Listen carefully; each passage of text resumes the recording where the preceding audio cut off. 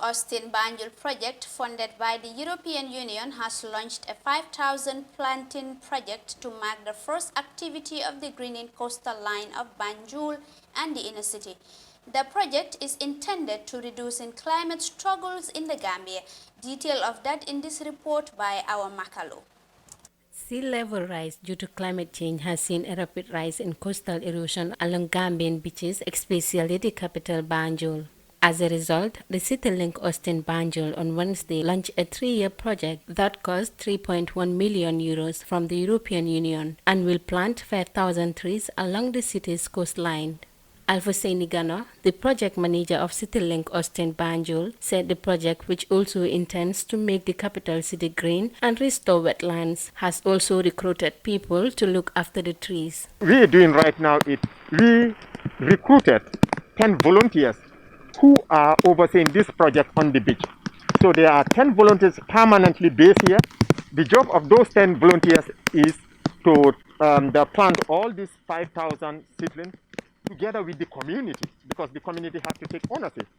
And but these 10 people, it is their mandate to ensure even if one of these plants dies, it is replaced instantly, so that there is a sustainability. Before the end of the 3-year project, you will be convinced, we are convinced that all the trees that are planted will be so big that after the project it will self-sustain itself.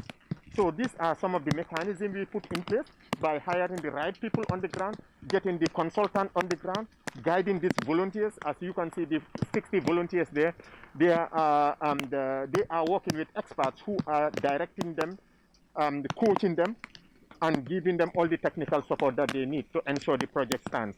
Attila Lyons, the ambassador of European Union to the Gambia, said the tree planting is a form of finding a different world after the coronavirus pandemic. Climate policy must include not only ambitious measures to reduce greenhouse gas emissions, but also concrete investments at local level to remove carbon already in the atmosphere. Trees, forests, such as the plantation here, are nature's own carbon removal engines. So I think making Banjul greener, and by extension making Gambia greener, is a way for the future after COVID. We got to start doing things now if we want to reach the goals, the ambitious goals, in time.